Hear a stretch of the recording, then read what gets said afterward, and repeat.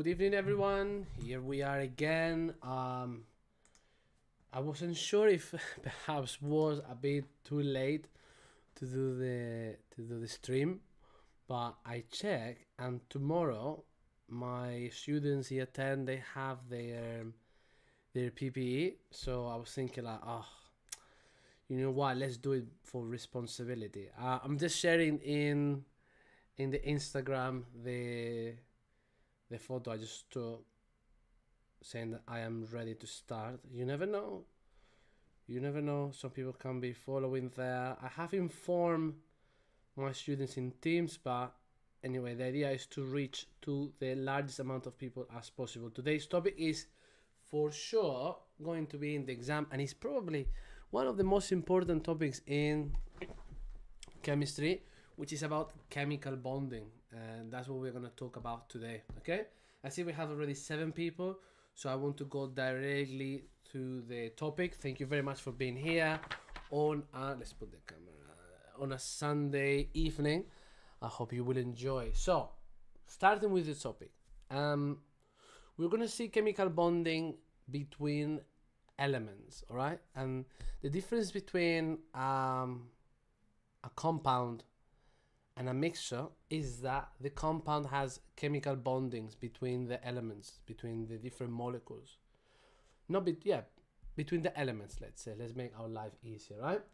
Meanwhile, the mixtures, they are not together. You can separate them. You can separate the different fraction in a mixture.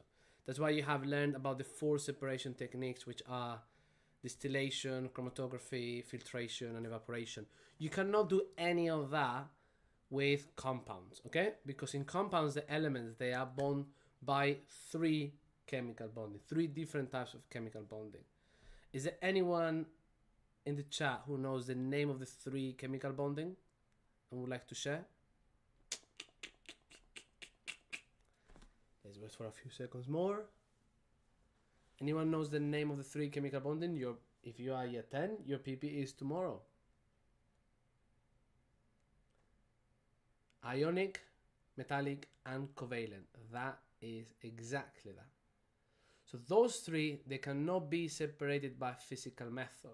You cannot separate hydrogen from oxygen using filtration, distillation, or chromatography. You cannot, because there is a chemical bonding, and that can only be broken down by a particular process. All right? Okay, so I want to talk briefly about each of the bondings. I will go through the basics, but I will not be able to stop in the details. If at any point you have any question that you would like me to respond, please feel free to interrupt me and we can go through it. Okay? By the way, thank you to my left ankle for the correct answer. All right, let's go. Let's use the visualizer in here. All right. Okay. So traditionally, we start talking about ionic bonding, okay? Is the one that appears in the book first, and is the one that it is normally teach first, okay? What do you need to know about ionic bonding is you need to know, first of all, what is the definition of an ion. You know that an ion is an atom that has gain or lose electrons. And it's very useful if you know that, depends on where the element can be found in the periodic table, that element is going to form one type of ion or another one. For example, group 1 in the periodic table, they form ion +1. Group 2 +2.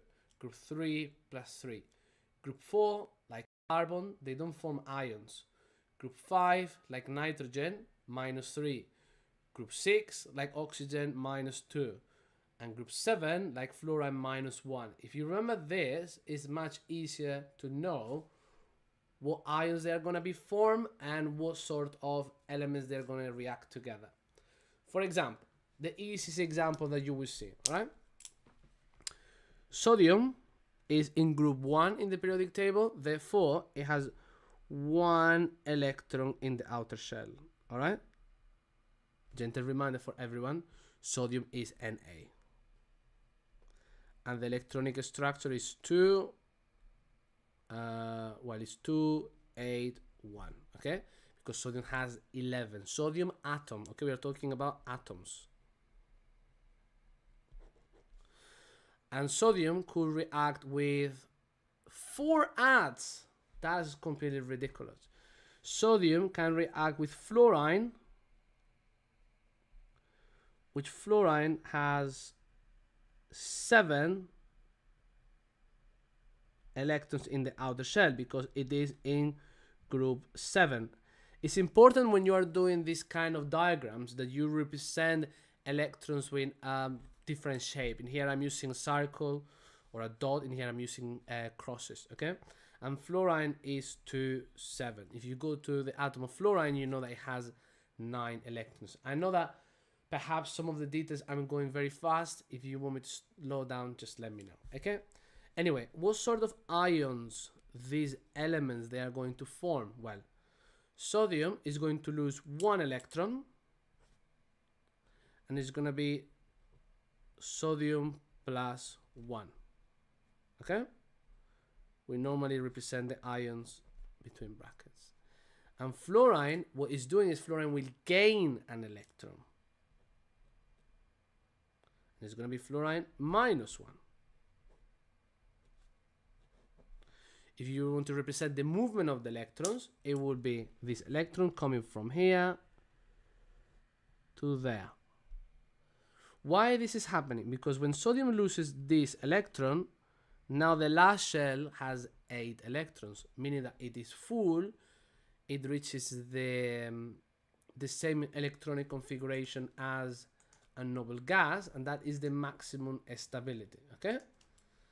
In here, the same thing. If now it has 1 electron more that is coming from sodium, now the fluorine has 8 electrons in the outer shell. Remember that 8 is the magic number. Fluorine, after gaining 1 electron, has 8 electrons in the outer shell. That is the maximum stability possible. So sodium, which is metallic, donates 1 electron to fluorine, which is non-metallic. And what we're gonna have in here now is the formation of 2 ions, sodium plus 1 and fluorine minus 1. If you notice, because this one is positive and this one is negative, they will attract each other. So the ionic bonding is formed because of electrostatic attraction. Basically, positive charges and negative charges, they attract each other. Same as you have in a magnet, for example, when you have north with south, okay? And this is strong, this bond is pretty strong. Few details that you need to know and you need to mention when you're doing this. First of all, it happens between metals and non-metals. Always, okay? Ionic bonding is always happening between metals and non-metals, all right?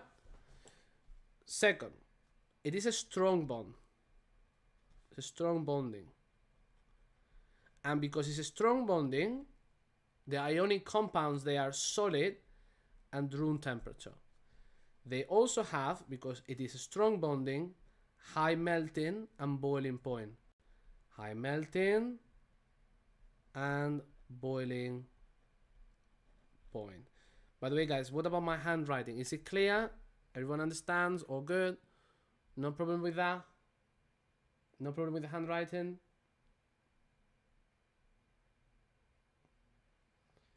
Fantastic. So what else? More things about ionic compounds. Okay, so they conduct electricity.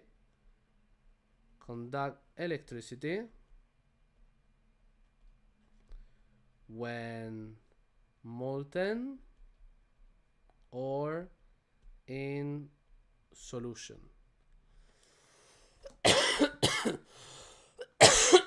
Apologies.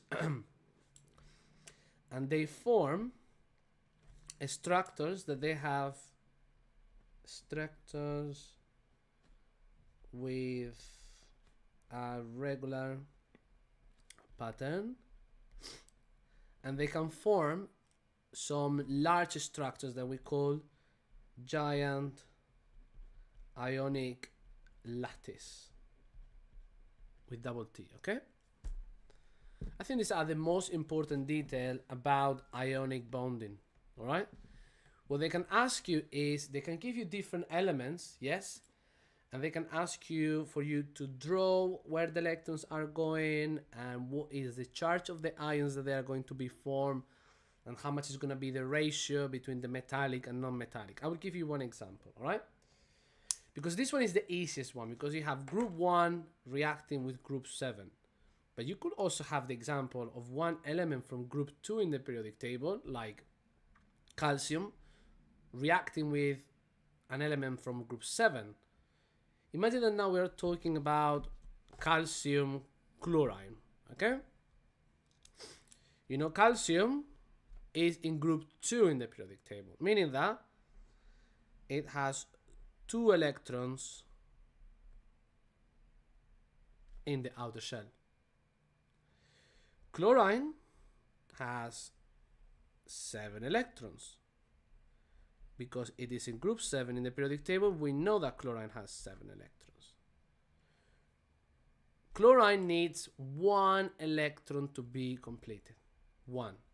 Because it has 7 and the magic number is 8. Calcium needs to lose 2 electrons. So what do we do in here? What is happening here is that calcium gives 1 electron to 1 atom of chlorine, and is going to give another electron to a different atom of chlorine. So this is what I mean with the ratio earlier. Look, we have 1 atom of calcium per 2 atoms of chlorine. That's why when calcium reacts with chlorine, we have 1 atom of calcium plus 2 plus 2 ions of chlorine minus 1. 2. We have 2. That's why when they react, they form what is called calcium chloride, which has a formula of CaCl2, representing what we just mentioned. 1 atom of calcium per 2 atoms of chlorine. Okay? And this is very briefly about ionic bonding. Anything else you would like me to mention about ionic bonding? Anything that was not clear? The properties all clear, all good? It's all good? Fantastic. So let's talk briefly about covalent bonding. Sorry, the page. Okay. Covalent bonding, ladies and gentlemen. So, covalent bonding. There have been moments that there were 10 people and now there are 4, then 5, then 6. Interesting. I would think that people would be more interested to do the exam properly tomorrow, but not even with the exam I managed to get people on a Sunday.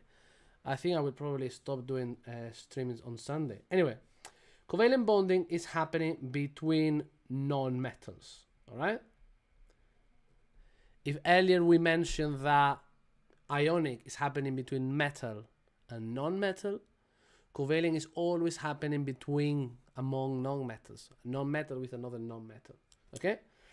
And something important, one word you need to use a lot in covalent bonding is the word sharing, okay? In ionic bonding, the metallic element gives, donates for you as a gift, as a present, forever and ever, 1 electron or 2 electrons or whatever amount of electrons, but it's given, the metallic one to the non-metallic one. However, in covalent bonding, they are sharing the electrons, okay? So the electrons that they form the chemical bond, they don't belong to one of the atoms any longer, they belong to both of them. I will give you one easy example, okay? Imagine to form the molecule, which is, by the way, how molecules are formed. Imagine the molecule of fluorine gas. This is fluorine gas, okay? By the way, there are certain molecules that they are always two. You will never see fluorine just one. You have oxygen is always O2. You will have chlorine is always Cl2. Nitrogen is N2. Fluorine is always F2. Bromine is always Br2. Okay, there are certain elements or certain molecules that we say that they are diatomic because they will always form with two atoms. Diatomic, two atoms. Okay, molecule of fluorine, as you remember, because I mentioned it before, fluorine is in group 7, so it has 7 electrons in the outer shell. All right, 7. Yes, fluorine is diatomic, and fluorine gas will react with another atom of fluorine, which will also has 7 electrons in the outer shell.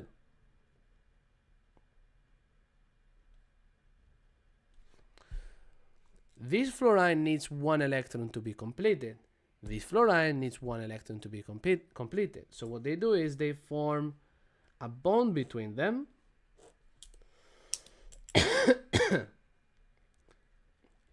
And this bond is formed by a pair of electrons. Okay, this is what is called single covalent bonding. And a single covalent bonding requires 1 pair of electrons. All right. If you are doing a double covalent bonding, that will require 2 pairs of electrons. This is a double covalent bonding.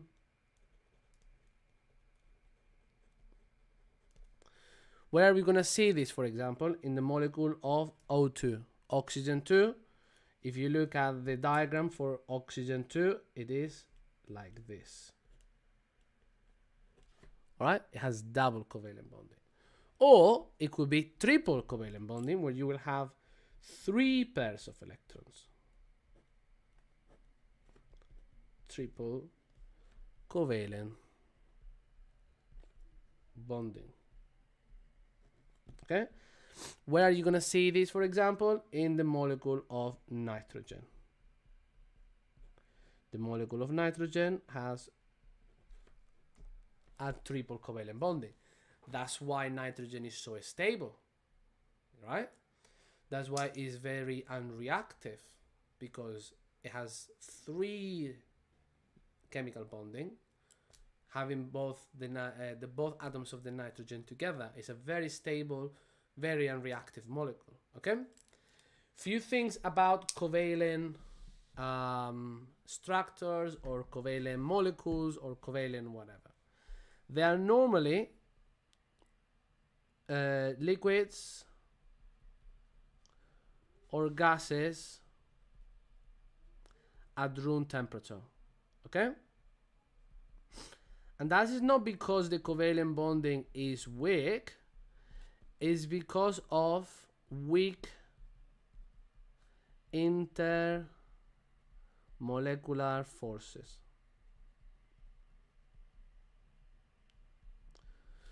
What am I trying to say? As I mentioned earlier, this bond in here, the one nitrogen-nitrogen, this is very stable and is very strong. However, between this molecule of nitrogen and the molecule of nitrogen next to, imagine 2 molecules of nitrogen next to, the bonds between them is what we call intermolecular forces, forces between molecules. Those forces are very weak, so you don't require lots of energy to break them down. That's why covalent substances, they are usually gas or liquids at room temperature. We have lots of examples. Carbon dioxide is a gas, carbon monoxide is a gas, fluorine is a gas, chlorine is a gas, oxygen is a gas, and we could continue here for a very long time. Few exceptions, for example, water. Water is a covalent substance, but is liquid at room temperature. Why is that? Because water has a strong intermolecular forces. Okay? Few more things about covalent. Few more things about covalent substances. So they are normally dull. They don't conduct electricity. Don't conduct electricity. Or heat, actually. And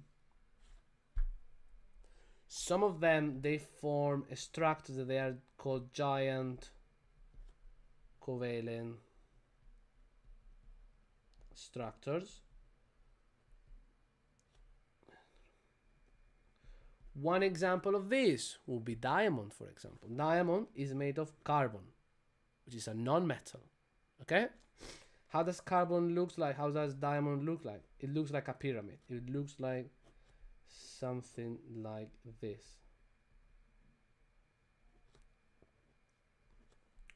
So in diamond, you have each atom of carbon is joined with 4 other atoms of carbon, and it's a very, very strong bond. Okay, that's why diamond is actually a very strong structure.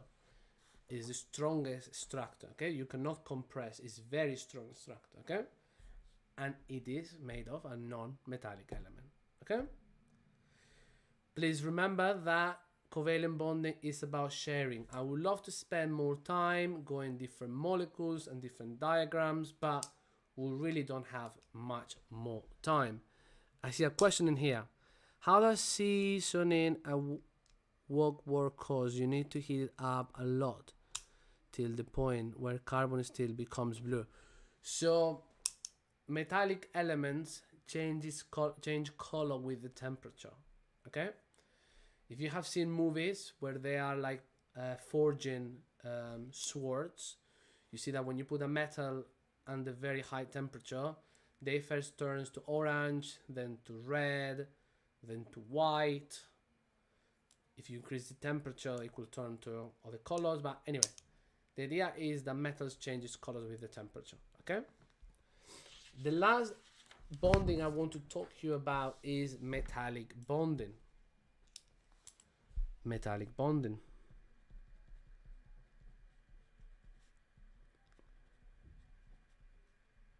As its own name oh, I need some water. As its own name says, is happening between metallic elements. And in here, what we have is what we call a sea of delocalized electrons. Please use these keywords.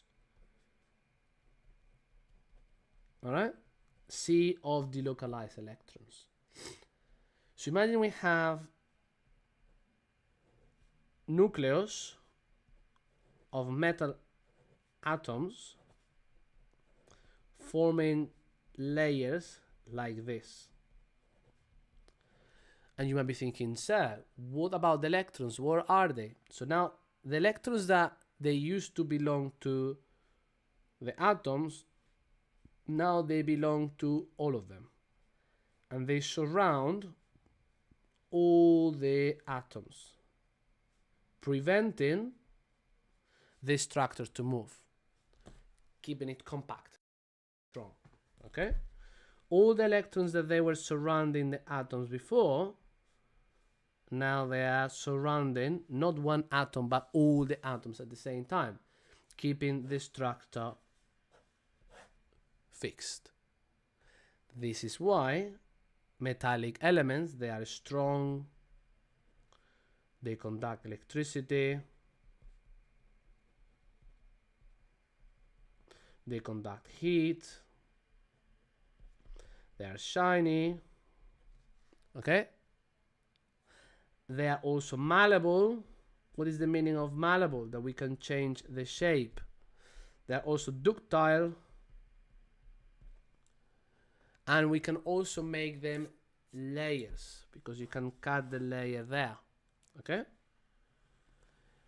that is a very good property because that allows us to make different shapes with metals. They are something that we can use for many different purposes, all right? And that is all happening because of the attraction between the electrons of the C of the localized electrons. Please don't forget this keyword. C of the localized electrons and the positive nucleus of the metallic elements. Okay? All right. I'm going to stop in here. We did our half an hour. I don't want to saturate you with lots of information at this point. I have faith in you. Whatever you know, you do it. Whatever you don't know, you don't know it. Please don't go to bed extremely late.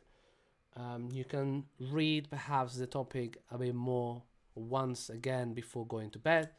And just go to sleep and good luck tomorrow, okay? Think that it's a PP, so it is important because it will tell you how far you are from your target grade. And also if you don't do your GCSEs, they're gonna use those papers for your mark. But if you don't know it at this point, think that this topic, which is this topic 3, chemistry probably has like 6 topics in total. So if you think that you're a bit lost at this point, probably you should have started earlier. All right, that's everything I have to say. Good luck tomorrow. I know you will make all of us proud. And if you don't have an exam tomorrow, still good, because today we have done a revision about chemical bonding, which is, if not the most important topic, one of the most important topic in chemistry. And it's also fascinating because once you know this very well, you really can understand how the different substances look, the way they look like, and they behave the way they behave. And it's like mind-blowing how many things you can actually connect once you understand chemical bonding properly. That's everything from me, guys. Enjoy the rest of your Sunday. God bless you all. See you tomorrow in school. Bye bye.